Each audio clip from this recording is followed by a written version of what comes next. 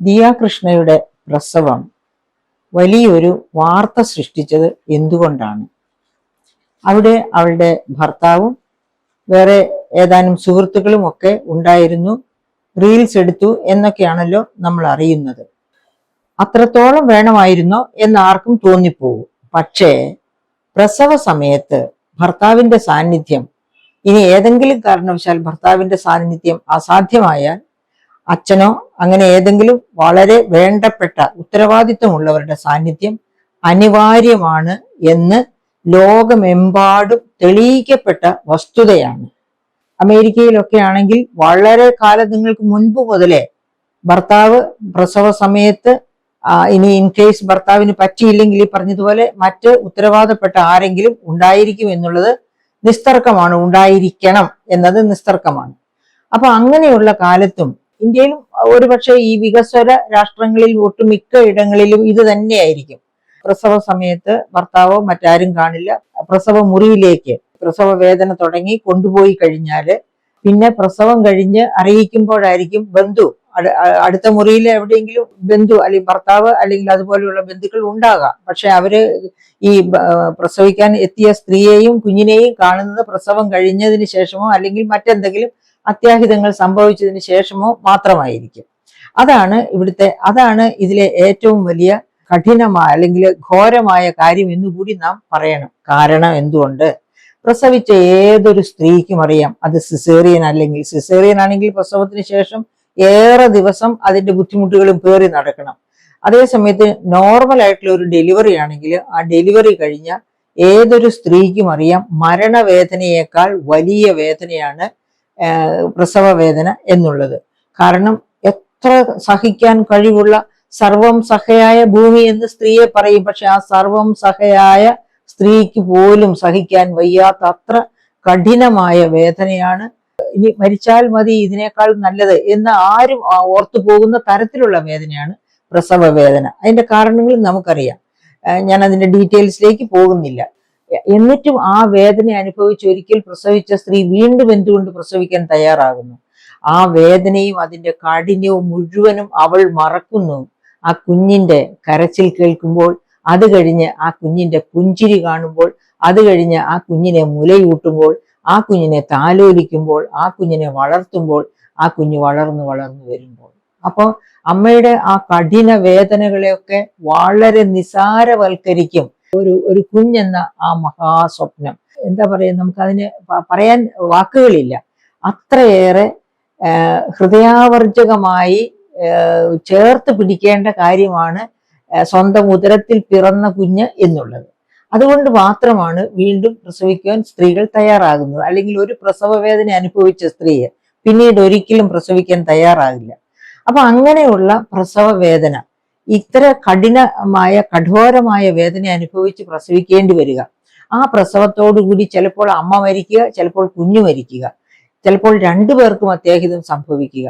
എന്തുകൊണ്ടാണ് ഇങ്ങനെ അത്യാഹിതം സംഭവിക്കുന്നത് എന്ന് വെച്ചാൽ പ്രധാനമായിട്ടും പറയാനുള്ള കാര്യം അവിടെ നമുക്ക് വേണ്ട മറ്റേണൽ കെയർ കിട്ടുന്നില്ല എന്നുള്ളതാണ്. ഇപ്പൊ നമുക്കിവിടെ കേരളത്തിലാണെങ്കിൽ സ്വകാര്യ ആശുപത്രികൾ ധാരാളമായിട്ടുണ്ട്. അതുപോലെ താലൂക്ക് ആശുപത്രികളും മറ്റ് ജനറൽ ആശുപത്രികളും, അങ്ങനെ ധാരാളം ആശുപത്രികളുണ്ട്. ഗവൺമെന്റ് നൽകുന്നത് സ്വകാര്യ മേഖലയിലുള്ളതുമായ ആശുപത്രികൾ. അപ്പം ഒരു ആശുപത്രി സഹായം കിട്ടും എന്നുള്ളത് കേരളത്തില് വളരെ അതായത് ഇപ്പൊ നമുക്കറിയാം, എന്നിട്ട് പോലും നമുക്കറിയാം പ്രളയകാലത്തൊക്കെ അട്ടപ്പാടി മേഖലയിൽ നിന്നൊക്കെ വളരെ ക്ലേശിച്ച് പ്രസവത്തിന് വേണ്ടി സ്ത്രീകളെ കൊണ്ടുപോകുന്നതൊക്കെ നമ്മൾ കണ്ടിട്ടുണ്ട്. വള്ളത്തിലും പടവ് പോലെ ഉണ്ടാക്കി അതിനകത്ത് ചുമന്നും ഒക്കെ കൊണ്ടുപോകുന്ന അവസ്ഥ നമ്മൾ കണ്ടിട്ടുണ്ട്. അപ്പൊ കേരളത്തിലും ഒരു കാരണവശാലും ഈ മറ്റേണൽ മോർട്ടാലിറ്റി കുറയ്ക്കാനുള്ള ശ്രമങ്ങൾ പൂർത്തിയല്ല എന്നാണ് ഞാൻ പറഞ്ഞു വരുന്നത്. അഥവാ ഇനി ഉള്ള സാഹചര്യങ്ങൾ തന്നെ, ഇപ്പൊ മെഡിക്കൽ കോളേജുകളിൽ തന്നെ നോക്കുക, മെഡിക്കൽ കോളേജുകളിൽ തന്നെ ഈ സൗകര്യങ്ങൾ ഒന്നും വേണ്ടത്ര നടപ്പാക്കുന്നില്ല. സൗകര്യങ്ങൾ പോരാ. സൗകര്യങ്ങൾ കൊടുക്കാൻ പറ്റുകയാണെങ്കിൽ മെഡിക്കൽ കോളേജുകൾക്ക് സുസജ്ജമായിട്ട് പ്രസവം നോക്കാനും മറ്റേണൽ മോർട്ടാലിറ്റി റേറ്റ് കുറയ്ക്കാനും കഴിയും. പക്ഷെ അത് നടക്കുന്നില്ല കേരളത്തിൽ പോലും എന്നുള്ളതാണ് സത്യാവസ്ഥ. ഇപ്പം ഈ പ്രാവശ്യം തന്നെ വലിയ ഇഷ്യൂസ് മെഡിക്കൽ കോളേജ് തിരുവനന്തപുരവുമായിട്ടൊക്കെ ഉണ്ടായപ്പോൾ നമ്മുടെ മന്ത്രി വീണ ജോർജ് തന്നെ പറഞ്ഞു, മെഡിക്കൽ കോളേജുകൾക്ക് വേണ്ടി 400 കോടി ഗവൺമെന്റ് പിന്നെ ബജറ്റിൽ പറഞ്ഞിരുന്നു, 2024-25 ബജറ്റിൽ പറഞ്ഞിരുന്നു. പക്ഷേ 245 കോടി മാത്രമേ ലഭിച്ചുള്ളൂ എന്ന് ശ്രീ ബാലഗോപാൽ ധനമന്ത്രി അതിനെ നിഷേധിച്ചില്ല. പക്ഷെ അദ്ദേഹം പറഞ്ഞു മെഡിക്കൽ കോളേജുകൾക്ക് കൂടുതൽ കൊടുത്തു എന്നാണ് പറഞ്ഞത്. പക്ഷെ അത് ശരിയല്ല. അദ്ദേഹത്തിന് എന്തെങ്കിലും ആശയക്കുഴപ്പം പറ്റിയതാകാം എന്ന് തന്നെ ഉറപ്പിച്ചു പറയുന്നു. കാരണം കഴിഞ്ഞ 2024 ഡിസംബറിന് മുൻപേ തന്നെ അദ്ദേഹം പറഞ്ഞതാണ് പദ്ധതി വിഹിതം 50% വെട്ടിക്കുറച്ചു എന്ന്. പദ്ധതി വിഹിതം 50% വെട്ടിക്കുറച്ചു എന്ന് പറയുമ്പോൾ ആരോഗ്യ മേഖലയ്ക്കുള്ളതും ആ വെട്ടിക്കുറവിൽ വരുമല്ലോ. അപ്പൊ 50% വെട്ടിക്കുറച്ചു. അതിനുശേഷം ജനുവരിയിൽ അദ്ദേഹം വീണ്ടും വെട്ടിക്കുറച്ചതായിട്ട് പറഞ്ഞു.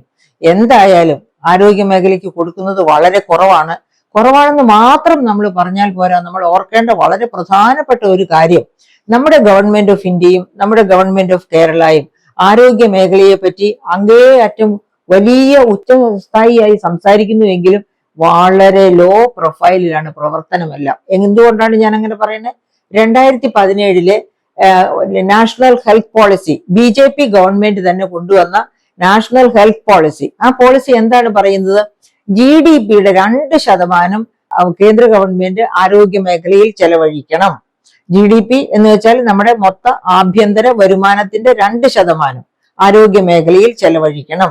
അതോടൊപ്പം സംസ്ഥാനങ്ങൾ അവരവരുടെ സംസ്ഥാനങ്ങളിൽ GSDP എന്ന് പറഞ്ഞാല് സംസ്ഥാന ആഭ്യന്തര മൊത്ത വരുമാനം, അതിന്റെ 8% ചെലവഴിക്കണമെന്നാണ്. എന്നിട്ട് എന്തായി 2024-25 ബജറ്റില് നോക്കാം നമുക്ക്. 25-26 ബജറ്റില് കേന്ദ്ര ഗവൺമെന്റ് 0.27% ആണ് ആരോഗ്യ മേഖലയ്ക്ക് വേണ്ടി മാറ്റിവെച്ചിരിക്കുന്നത്. GDPയുടെ 0.27, 2% എന്ന് നിയമം ഉണ്ടാക്കിയ ഗവൺമെന്റ്, കേന്ദ്ര ഗവൺമെന്റ് 0.27%, 1% പോലും ഇല്ല, അത്രയുമാണ് ആരോഗ്യ മേഖലയ്ക്ക് വേണ്ടി മാറ്റിവെച്ചിരിക്കുന്നത്. ഇനി നമ്മൾ കേരളത്തിലേക്ക് വന്നാലോ, സംസ്ഥാനങ്ങൾ 8% എന്നാണ് ആ നിയമത്തിലുള്ളത്. പക്ഷേ ഇവിടെ 1% താഴെ, അതായത് 0.76% ആണ് കേരള ഗവൺമെന്റ് ഹെൽത്തിന് വേണ്ടി 2025-26 ബജറ്റിൽ മാറ്റിവെച്ചിരിക്കുന്നത്. അത് തന്നെ ഇനി വെട്ടിച്ചുരുക്കുമോ നമുക്ക് അറിഞ്ഞുകൂടാ. 10 വർഷത്തിന്റെ പകുതിയാകുമ്പോഴേക്കും പദ്ധതി വിഹിതം 50% വെട്ടിക്കുറച്ചു എന്ന് സംസ്ഥാന ഗവൺമെന്റ് വീണ്ടും പറയുമോ? അത്ര കടുത്ത ധനപ്രതിസന്ധിയാണ് കേരളത്തിലുള്ളത്. അപ്പൊ ഇത് തന്നെ ആവർത്തിക്കുമോ എന്ന് നമുക്ക് അറിഞ്ഞുകൂടാ. എന്തായാലും ഇതിൽ നിന്ന് എന്താണ് നമ്മൾ മനസ്സിലാക്കുന്നത്? കേന്ദ്രവും സംസ്ഥാനവും ഒരുപോലെ ആരോഗ്യ മേഖലയെ തമസ്കരിക്കുന്നു എന്നാണ് നമ്മൾ മനസ്സിലാക്കുന്നത്. അപ്പൊ അതുകൊണ്ട് നമ്മൾ ഒരു കാര്യം ഓർക്കണം, ഈ MMR, മറ്റേണൽ മോർട്ടാലിറ്റി റേറ്റ്, നമ്മള് 18 വലിയ ലക്ഷ്യങ്ങളുമായിട്ടാണ് മില്ലേനിയം ഡെവലപ്മെന്റ് 21ാം മില്ലേനിയത്തിലേക്ക് കടന്നപ്പോ, നൂറ്റാണ്ടിലേക്ക് കടന്നപ്പോ നമ്മൾ മില്ലേനിയം ഡെവലപ്മെന്റ് ഗോൾ എന്ന് പറഞ്ഞ യുണൈറ്റഡ് നേഷൻസ് അതിന്റെ സഹസംഘടനകളും ചേർന്ന് ഒരു 2030 നേടിയെടുക്കേണ്ട 18 പ്രധാനപ്പെട്ട ലക്ഷ്യങ്ങൾ കുറിച്ചിട്ടിട്ടുണ്ട്, അംഗീകരിപ്പിച്ചിട്ടുണ്ട്. 205 അംഗരാജ്യങ്ങളെ കൊണ്ടാണ് ഈ പറയപ്പെട്ട 18 പ്രധാനപ്പെട്ട മില്ലേനിയം ഡെവലപ്മെന്റ് ഗോൾസ്. അതിലെ പട്ടിണി നിർമ്മാർജ്ജനം ഉണ്ട്. അതുപോലെ തന്നെ വളരെ പ്രധാനപ്പെട്ട ഒന്നാണ് MMR, മറ്റേണൽ മോർട്ടാലിറ്റി റേറ്റ്, അതായത് പ്രസവത്തോട് അടുത്തുള്ള കൂടെയുള്ള സ്ത്രീകളുടെ അമ്മമാരുടെ മരണം, മറ്റേണൽ മോർട്ടാലിറ്റി റേറ്റ്, അത് 70 1,00,000-ൽ 70 ചുരുക്കണമെന്നാണ്. 1,00,000 പ്രസവങ്ങൾ നടക്കുമ്പോൾ 70-ൽ കൂടുതൽ അമ്മമാർ പ്രസവത്തോടെ മരിക്കാൻ പാടില്ല. അതാണ് ഒരു ഗോള്. അപ്പൊ അതേ സമയത്ത് അത് ഇന്ത്യയിൽ എത്രയാണെന്ന് നോക്കാം. ഇന്ത്യയിൽ അത് MMR 70 ആക്കണം, 2031 പറഞ്ഞ്. ഇന്ത്യയിൽ അത് 88 ആണ്. അതേ സമയത്ത് കേരളത്തിൽ 18 അതായത് മില്ലേനിയം ഡെവലപ്മെന്റ് ഗോളിന്റെ ആ ലക്ഷ്യം കേരളത്തിൽ സാധിച്ചു കഴിഞ്ഞു എന്ന് പറഞ്ഞാല് പാവപ്പെട്ടവരുടെ പ്രസവം ഇപ്പോഴും സുഖകരം എന്ന് നാം വിചാരിക്കണ്ട. അതിലേക്ക് ഞാൻ വരാം. അതിനു മുൻപ് IMR, ഇൻഫന്റ് മോർട്ടാലിറ്റി റേറ്റ്, അതും ഈ MMR-നോട് ബന്ധപ്പെട്ടതാണ്. ഒരുപക്ഷെ അമ്മയ്ക്കാണ് മരണം സംഭവിക്കുന്നത് പ്രസവത്തിലെ അശ്രദ്ധ മൂലം, അതും അല്ലെങ്കിൽ കുഞ്ഞിനാകാം മരണം സംഭവിക്കുന്നത്. അപ്പൊ ഈ IMR, infant mortality rate, all India തലത്തിൽ 32 അത് കോവിഡിന് മുൻപ് 30 വരെ താണിരുന്നു. കോവിഡോട് കൂടിയാണ് അത് 32 കോവിഡിന് ശേഷമാണ് അത് 32 ഉയരുന്നത്.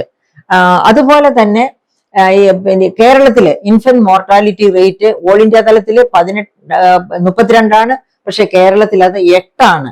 ഓർമ്മിക്കണം, കോവിഡിന് മുൻപ് അത് 6 കുറഞ്ഞിരുന്നു കേരളത്തില്. കോവിഡിന് ശേഷം ഇതിനെല്ലാം നമുക്കറിയാം, കോവിഡിന് ശേഷം പൊതുവെ മനുഷ്യരുടെ എല്ലാവരുടെയും പെരുമാറ്റത്തിലും സ്വഭാവത്തിലും എല്ലാം ഒരുപാട് മാറ്റങ്ങൾ, അക്രമാസക്തരാവുകയാണ് എല്ലാ മനുഷ്യരും.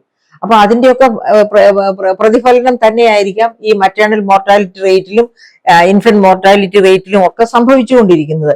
ഏതായാലും ഇൻഫന്റ് മോർട്ടാലിറ്റി റേറ്റ് 30-ൽ നിന്ന് 32 വർദ്ധിച്ചു കോവിഡിന് ശേഷം. അത് 10 താഴെയാക്കണമെന്നാണ് കേട്ടോ. മില്ലേനിയം ഡെവലപ്മെന്റ് ഗോള് പറയുന്നത് ഇൻഫന്റ് മോർട്ടാലിറ്റി റേറ്റ് 1,00,000 കുഞ്ഞുങ്ങൾ ജനിക്കുമ്പോൾ അവരുടെ മരണനിരക്ക് 10 താഴെയായിരിക്കണമെന്നാണ്. ഇന്ത്യ ഇനിയും താഴേക്ക് കൊണ്ടുവരണം. അതേ സമയത്ത് കേരളം ഇക്കാര്യത്തില് 8 നിൽക്കുകയാണ് എന്ന് വെച്ചാൽ ആ മില്ലേനിയം ഡെവലപ്മെന്റ് ഗോൾ. അപ്പൊ നമ്മള് കേരളം എല്ലാം നേടിക്കഴിഞ്ഞല്ലോ എന്ന് ഈ നമ്മുടെ പരപ്പുറത്ത് കയറി പ്രസംഗിക്കുന്ന പോലെ നമ്മുടെ രാഷ്ട്രീയക്കാർ പറയുമല്ലോ, കണ്ടില്ലേ കേരളം ഹ്യൂമൻ ഡെവലപ്മെന്റ് ഇൻഡെക്സിൽ 1-ാം സ്ഥാനത്താണ്.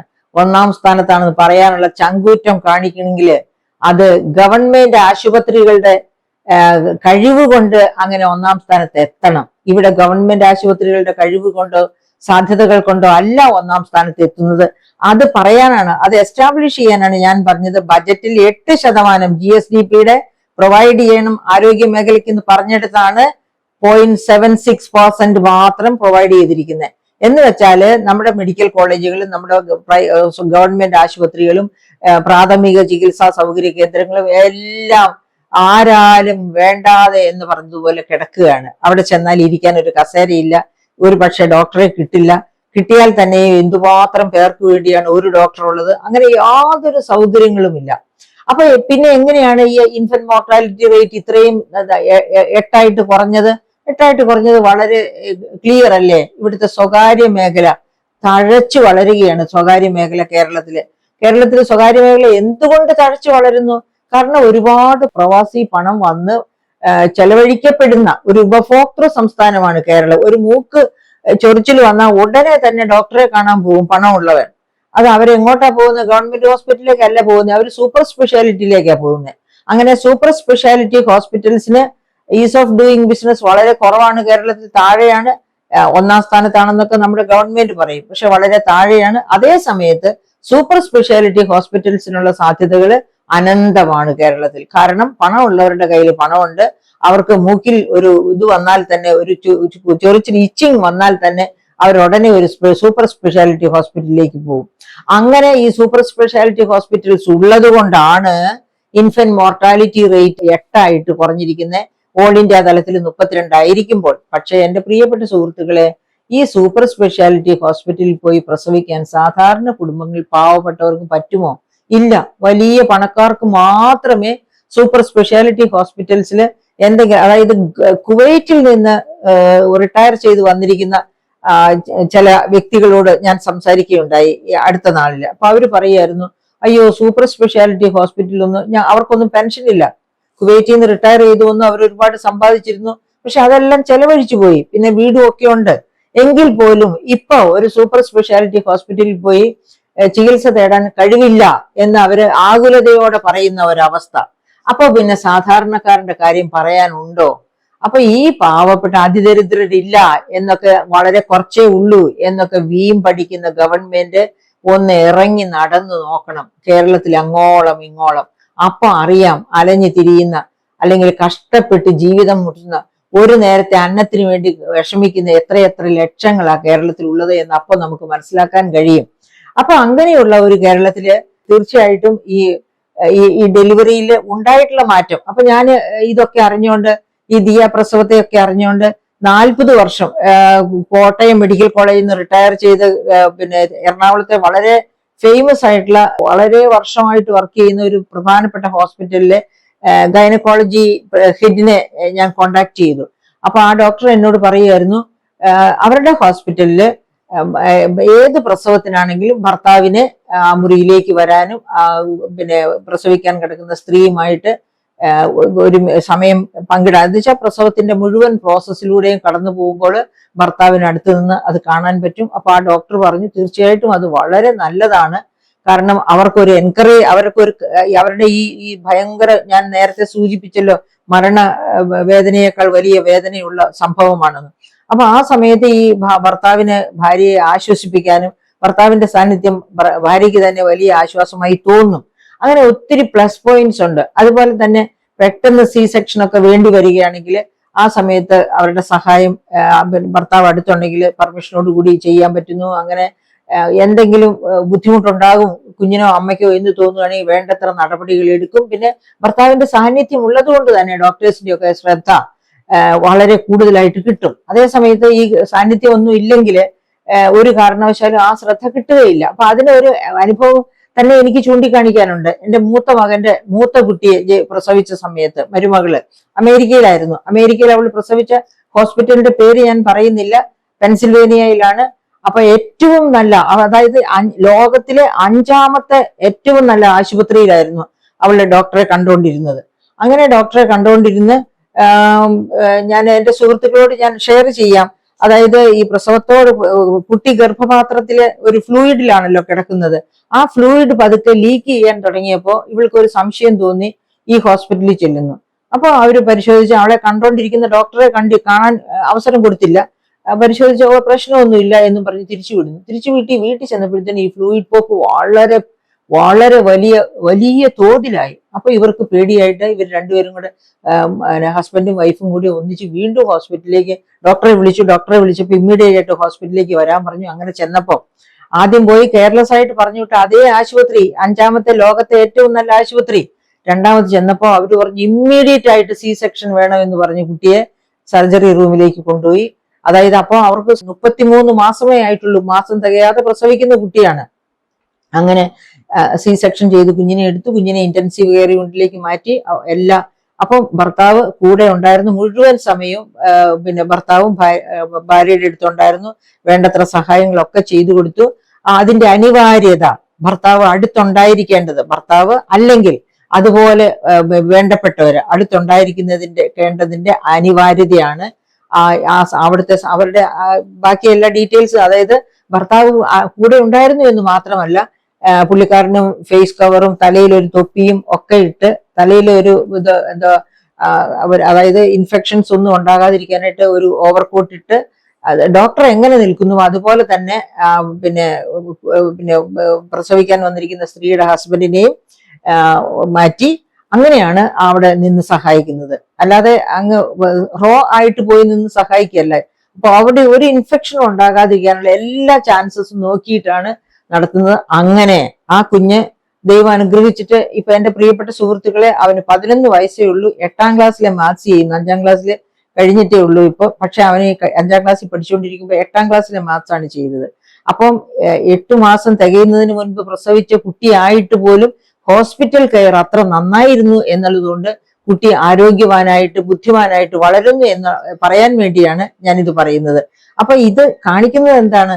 എപ്പോഴും പ്രസവത്തോടനുബന്ധിച്ച് ഹെൽത്ത് കെയർ, അതായത് ഒരു ഡോക്ടറുടെ സഹായം വേണം. അത് വേണ്ട സമയത്ത് വേണ്ടതുപോലെ കിട്ടണം. ഏതെങ്കിലും, അതായത് ബുദ്ധിമുട്ടുണ്ടാകുന്ന പ്രസവമാണെന്നുണ്ടെങ്കിൽ തീർച്ചയായിട്ടും ഒരു പോസ്റ്റ് ഗ്രാജുവേറ്റ് സ്റ്റുഡന്റ്, മെഡിക്കൽ കോളേജിൽ പഠിക്കുന്ന PG സ്റ്റുഡൻസും ഒക്കെയാണ് സാധാരണ രീതിയിൽ പ്രസവം എടുക്കുന്നിടത്തൊക്കെ സഹായിക്കാൻ ചെല്ലുന്നത്. അങ്ങനെയല്ല, സമർത്ഥനായ എക്സ്പീരിയൻസ്ഡ് ആയിട്ടുള്ള ഏത് തരം പ്രസവവും ഡീൽ ചെയ്തിട്ടുള്ള തരത്തിലുള്ള വളരെ സമർത്ഥനായ ഒരു ഡോക്ടറുടെ സഹായമാണ് അപ്പോൾ ആ പേഷ്യന്റിന് ആവശ്യം.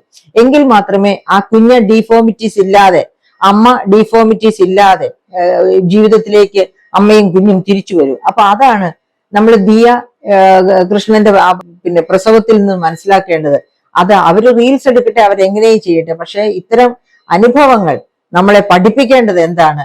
IMR-ഉം MMR-ഉം ഒക്കെ കുറച്ചു കൊണ്ടുവരണമെങ്കിൽ, മില്ലേനിയം ഡെവലപ്മെന്റ് ഗോൾസിലേക്ക് നാം അടുക്കണമെന്നുണ്ടെങ്കിൽ, മില്ലേനിയം ഡെവലപ്മെന്റ് ഗോൾസ് വരട്ടെ വരാതിരിക്കട്ടെ, നമുക്കത് പ്രശ്നമല്ല. പക്ഷെ നമ്മുടെ നാട്ടിലെ സ്ത്രീകൾ പ്രസവത്തോടെ മരിക്കാതിരിക്കാൻ, നമ്മുടെ നാട്ടിലെ കുഞ്ഞുങ്ങൾ പ്രസവത്തോടെ മരിക്കാതിരിക്കാൻ, അല്ലെങ്കിൽ 1 വയസ്സ് IMR, ഇൻഫന്റ് മോർട്ടാലിറ്റി റേറ്റ് എന്ന് പറഞ്ഞാല് ജനിച്ചതിന് ശേഷം 1 വയസ്സിനകത്ത് ഉള്ള മരണത്തെയാണ് ഇൻഫന്റ് മോർട്ടാലിറ്റി എന്ന് പറയുന്നത്.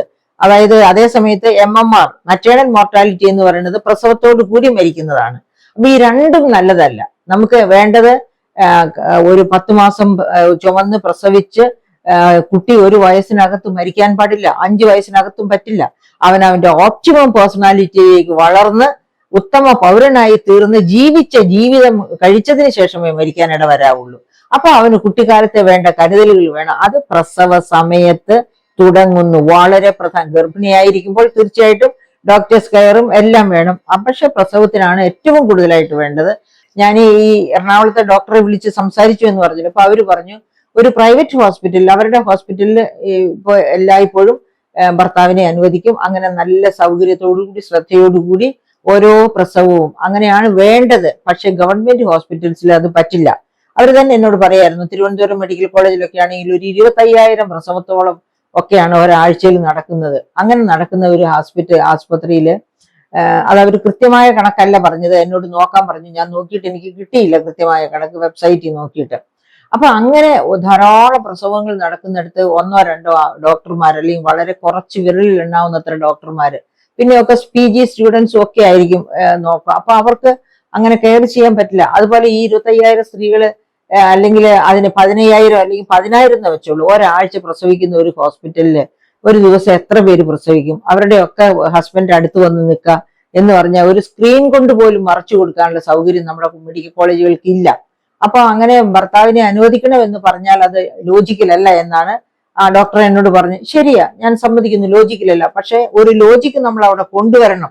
നമ്മുടെ മെഡിക്കൽ സിസ്റ്റത്തോട് നമ്മൾ പറയണം, വിളിച്ചു ഉറക്കെ പറയണം. എന്താണത്? GSDPയുടെ 8% ഹെൽത്തിന് മാറ്റിവെക്കണമെന്ന് പറഞ്ഞിട്ട് 0.76% മാത്രം മാറ്റിവെച്ചിരിക്കുകയാണ്. അങ്ങനെയുള്ളിടത്തിൽ ഇങ്ങനത്തെ മെഡിക്കൽ ഫെസിലിറ്റീസ് വരില്ല.